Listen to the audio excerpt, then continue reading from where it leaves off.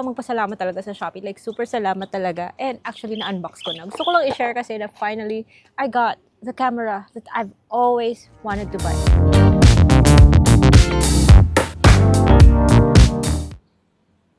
Hey guys! Welcome back to another vlog. Napaka-excited ko pero very simple lang naman yung vlog natin today. And I'm filming outside.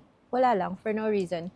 Anyway, so gusto ko lang magpasalamat talaga sa Shopee. Like, super salamat talaga. And actually, na-unbox ko na. Gusto ko lang i-share kasi na finally, I got the camera that I've always wanted to buy. Alam nyo ba guys, na 2 years.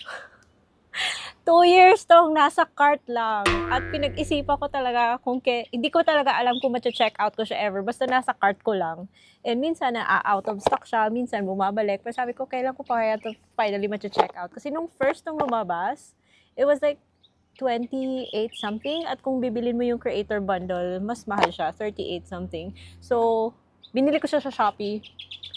15K na lang guys. So, ginamit ko pa yung Shopee SPay later ko para 3 months, 0 interest. So, actually, sa Lazada, tinry ko rin siya sa Lazada. I played around with the vouchers and I also tinry ko rin sa TikTok. Pero sa Shopee talaga yung may pinakamababa. Like, bonggang-bongga talaga. Stackable yung vouchers. So, sa Shopee ko to nabili guys. 15K na lang kasama shipping. 15K and some change. Ginawa kong 3 months to pay sa SPay later para 0 interest siya.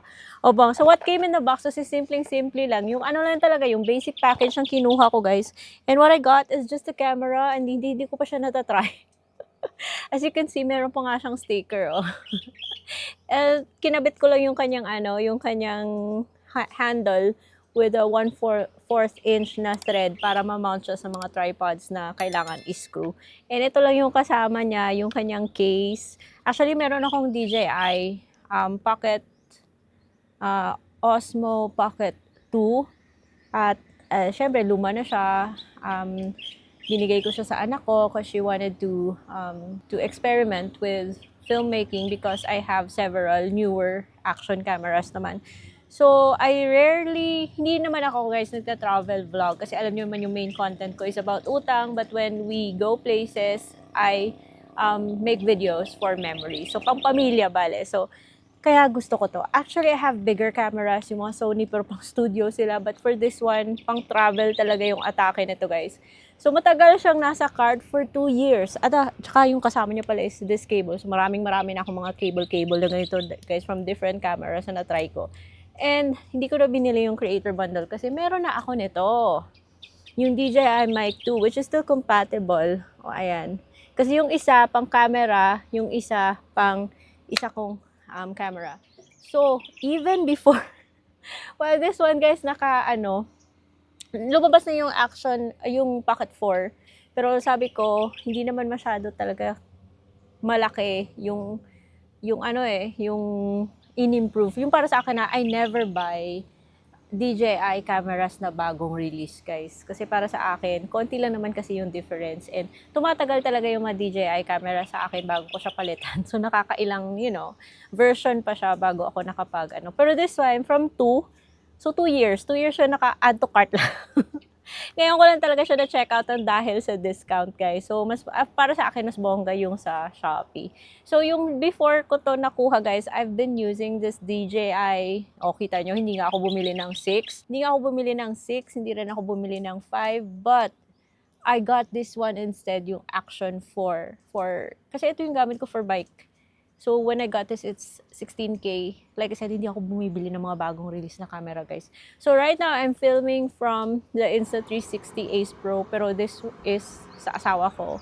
And ako maka-DJI ako, guys. So, pero ginagamit ko to kasi yung asawa ko kasi ginagamit lang yung Insta pag nagta-travel tapos nagbabike, and other than that hindi siya nagagamit. So kaya binilhan ko ng Insta360 na mic para magamit ko rin from time to time pag nag-vlog ako dito sa bahay. Paiba-iba rin yung color schemes ng mga cameras na to, pero ako I feel like DJI is yung color science ng DJI is much softer. Mas familiar ako sa app niya, and because I have dalawa actually, I have the DJI, yung isa, yung maliit na Mic Mini 2, I have them as well. So, that's why, bumili ako nito. Hindi ko na binili yung creator bundle because I already have the mics. And I guess I don't like having so many accessories anymore. A mic and the camera itself is enough. So this one, I'm gonna sell it. Kasi meron na kaming Insta360, so I'll just use it instead. And share, syempre, conjugal property yung mga cameras namin. So, yung sa asawa ko, Insta360 Pro, ako na rin yung gumagamit. And I also have the magnetic type. So, yun na, very happy talaga ako, guys. And I don't intend, wala akong plano na bilhin yung Pocket 4 unless nag-less than 20k yung price niya. Kasi yung Pocket 4 sobrang mahal kasi bago lang labas. Kaya ito, Pocket 3, I've always wanted this. 3 years siyang natulog sa aking cart. Ngayon ko lang siya na-check out ng dahil sa mga pabonggang-bonggang vouchers ni Shopee. So I'm not promoting this. Hindi ko pa siya actually na-try, guys. Kasi wala siyang dalang memory card. Yung memory card na gagamitin ko is andito pa. Kaya, okay.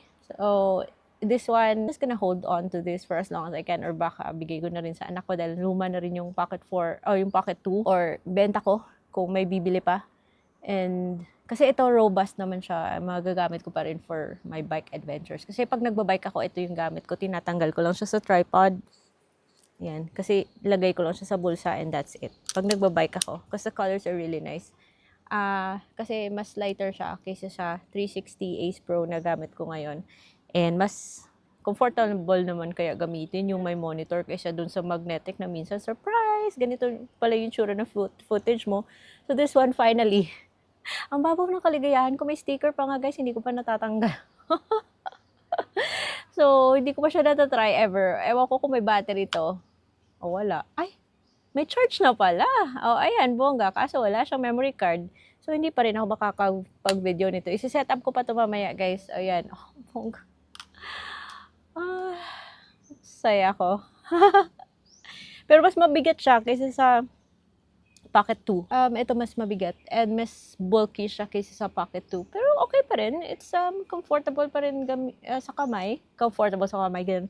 But this is not a camera review. Gusto ko lang i-share, guys, na mas bet ko si Shopee kaysa kay Lazada tsaka kay TikTok. I'm not against those other shopping platforms, but sa Shopee ko kasi nahanap yung pinaka-best deal for this camera na matagal ko nang pinag-isipan. Yun. So, share ko lang. Kasi na-excite lang ako, guys. See you on my next vlog. Bye-bye!